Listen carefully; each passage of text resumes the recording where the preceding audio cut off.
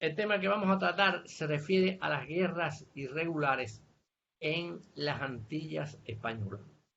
Hemos tomado dos ejemplos, Cuba y Santo Domingo. En el caso de Santo Domingo hemos tomado la guerra contra España, la guerra de 1863-65 contra España. Y en el caso de Cuba, las tres guerras de independencia que se desarrollaron entre 1868 y 1898. En primer lugar, nosotros más que hacer un estudio de esta guerra en el sentido de lo que ocurrió, de los combates que sucedieron, las victorias, la derrota, etcétera, nos hemos hecho una serie de preguntas de interpretaciones de estas contiendas y de las visiones que se han tenido de estas contiendas. Bueno, el primer asunto que nos surge a nosotros al analizarla es qué significan, qué significaron estas guerras para estos países. Todos los historiadores de Cuba, Santo Domingo y de otros países están de acuerdo en que fueron catalizadores de la nacionalidad dominicana y cubana. Fueron factores que catalizaron, aceleraron el proceso de formación de las nacionalidades. Es decir, no podemos decir que fueron la base, la fuente donde surgió la nacionalidad, porque realmente la nacionalidad es un tema mucho más complejo, que viene de mucho más atrás, viene prácticamente de la llegada de los españoles a estos territorios, que se empezó a formar poco a poco, paulatinamente, pero esto acelera el proceso. Yo creo que esto es muy importante a tener en cuenta. Es decir, es un problema de lo que le ha dado cierta característica casi sagrada a la guerra de independencia. Por ejemplo, José Martí decía sobre la guerra de 1868, recordemos que Martí no tuvo parte en esa guerra, era una cosa que para él fue lejana, ¿no? En este sentido, no tomó parte en esa guerra. Estaba, bueno, que cayó preso, pero no tomó parte directamente en los combates. Él lo llamaba Sagrada Madre Nuestra. Interesante esta definición, sagrada, es decir, que es como algo sagrado, algo que es como la madre de todos los cubanos, en Dominicana es la madre de todos los dominicanos. Entonces, no es fácil analizar estas contiendas lo más objetivamente posible, porque conforman un pasado lleno de gloria, un pasado lleno de paz. ¿Cuál es el,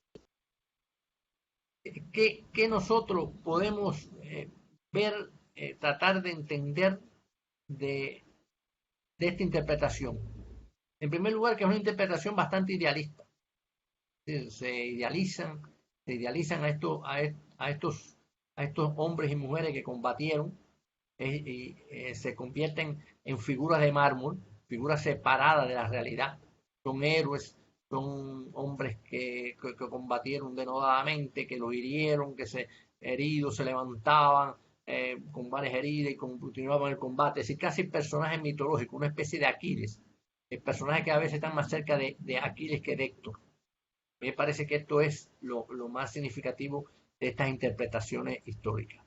Y esto en primero. En segundo lugar, hay un problema en la interpretación de dónde nosotros, en qué fuente nosotros hemos bebido para hacer estas interpretaciones.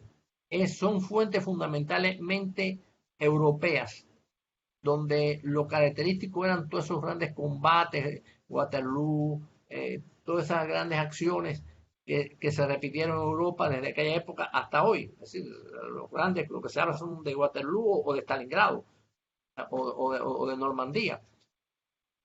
Y aparecerse de buenas a primeras en este mundo historiográfico con un combate de una guerrilla que sorprendió a un destacamento español, le tiró algunos disparos y salieron corriendo cuando los españoles reaccionaron porque los guerrilleros no tenían cómo enfrentarse porque no tenían parque. Es una gran desilusión para esta nacionalidad en formación. Entonces, por lo tanto, hemos escarbado, hemos buscado y hemos encontrado una gran cantidad de combates, de acciones militares, de grandes movimientos militares. Pero la realidad es que todo esto no tiene un basamento cuando tú analizas, por ejemplo, la cantidad de bajas que tuvieron los ejércitos coloniales. La mayoría de los que mueren en las guerras en el Caribe, en las Antillas, del ejército colonial, se mueren de enfermedades. Nos encontramos, por ejemplo, que en la guerra de los 10 años, solamente el 8% de la guerra de 10 años de Cuba, del año 1868 a 1878, solamente el 8% murieron en combate. O de heridas, porque yo en eso tengo hasta la duda de que dicen heridas y es quizás algunos que murieron en accidente, como alguien que se escapó un disparo y mató al otro, y lo incluyeron en muertos por heridas. El resto se mueren de enfermedades, se mueren de fiebre amarilla, se mueren. Entonces, ese es un primer asunto traumático. Es decir, el enemigo no se murió degollado a machete o a sable por nuestra caballería, sino que esos soldados se murieron en solitario en una letrina de vómitos y diarrea. Eso es poco elegante, ¿no? Es poco hermoso esta diferencia, ¿no? Ya no murieron como la guardia muere, pero no se rinde de enfrentar un golpe. Esto yo creo que creó y hemos tratado de salir de este trauma, te digo, haciendo esta descripción de combate.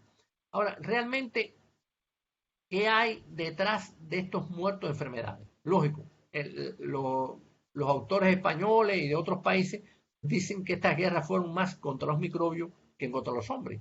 Una forma un poco despectiva de tratarnos. Nosotros los cubanos, que son tan orgullosos que nos digan eso, es algo traumático.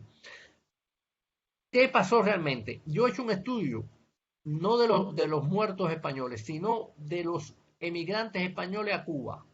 Y me he encontrado que la mayoría de ellos, desde el momento de su llegada al momento de su fallecimiento, pasaron 20, 30, 40 años y hasta medio siglo, 50 años, y murieron al cabo de los años de diversas enfermedades.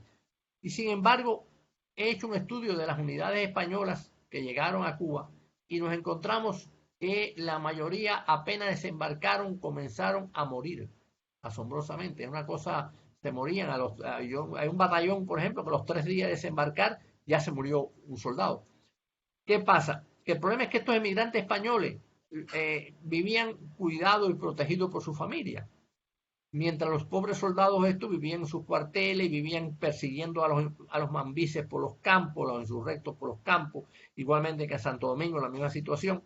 Y por lo tanto, en esta forma descuidada de vivir, alimentándose y además con las tensiones de la guerra, esto con los mosquitos, la falta también de que no estaban aclimatados a este tipo de clima, esto hace que mueran cientos de ellos en este tipo de enfermedades. Entonces, por lo tanto, yo creo que ellos no lo matan las enfermedades, realmente los mataron los mambises, los insurrectos, que andaban huyendo por los bosques, andaban en esta fuga permanente, perseguidos por los hispanos.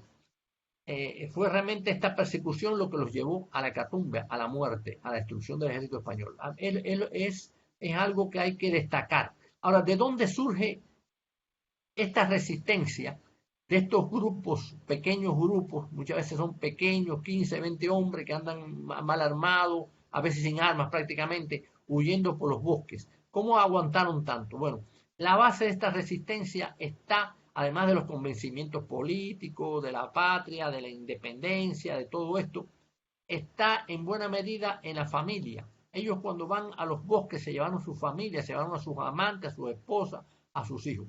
Y esto es un factor determinante para entender esta resistencia.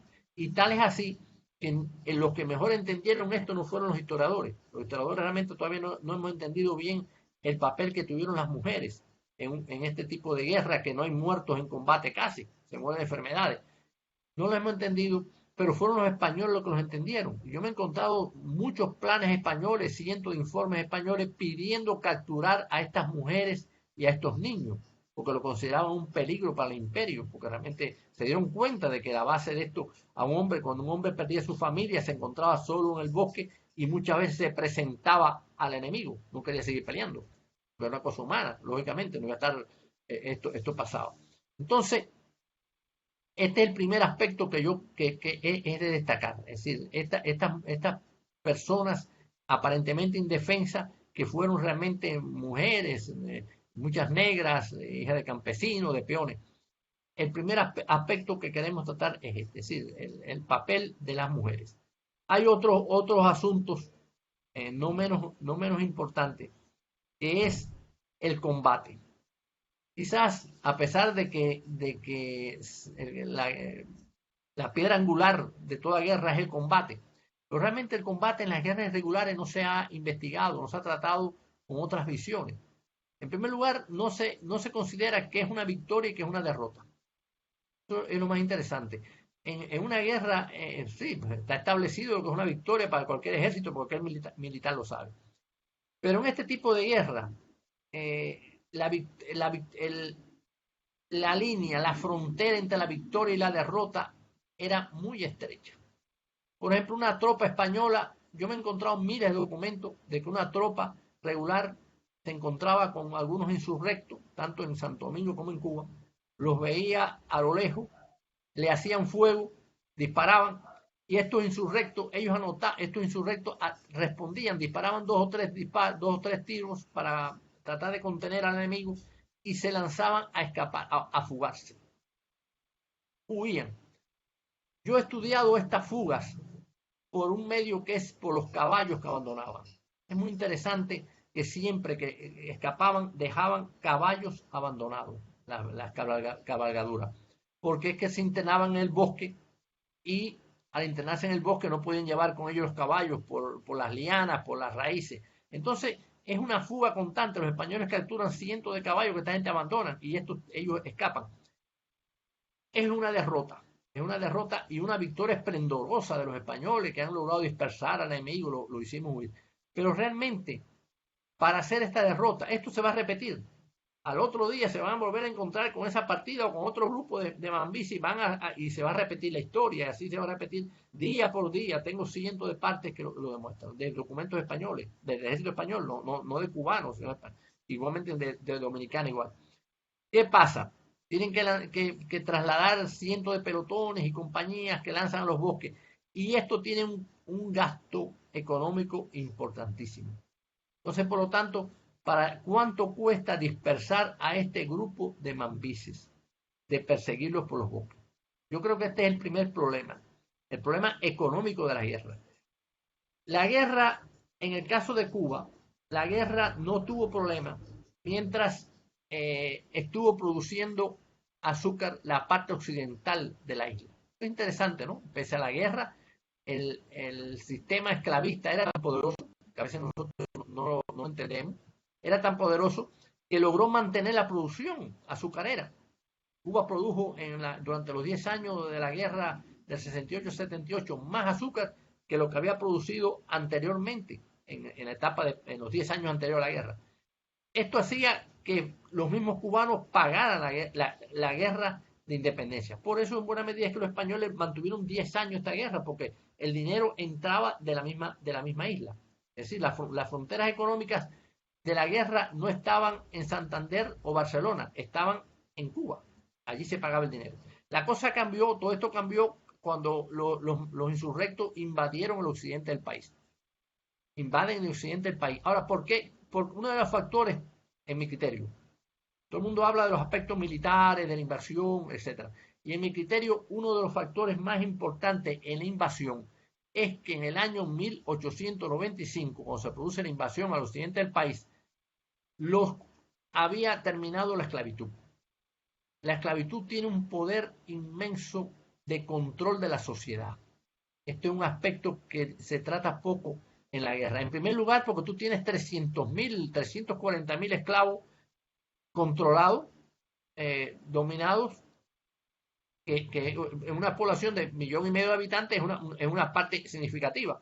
Y los esclavos lograron, los esclavistas, controlarlo por toda una serie de métodos que utilizaron con ellos, tanto la represión como otra forma, menos psicológica, etc. Y lógicamente además de eso, crearon el pánico entre los blancos de que si la guerra se extendía por todo el país, iba a haber una sublevación como Haití. Entonces también este es un factor de control. Entonces, por lo tanto, en el caso de la guerra del 95, la famosa invasión al occidente del país, solamente se puede hacer, se intentó hacer en la guerra anterior y no se pudo hacer cuando se eliminó la esclavitud. Yo creo que este es un factor importante para que tú veas cómo hay elementos que aparentemente no tienen nada que ver con lo militar, como el caso de la esclavitud, y sin embargo están presentes en las operaciones militares. Entonces, a grandes rasgos, estos son algunos elementos que nosotros queríamos hacer referencia, poco, poco utilizados en los análisis históricos, como es la familia, como son los niños, como son las mujeres, o el papel que tuvo la esclavitud para controlar y ayudar a que la guerra no se extendiera por todo el país, y cómo la esclavitud fue determinante. Estos son más o menos algunos de estos razonamientos. Bueno, si quieren hacer alguna pregunta, estamos a su disposición.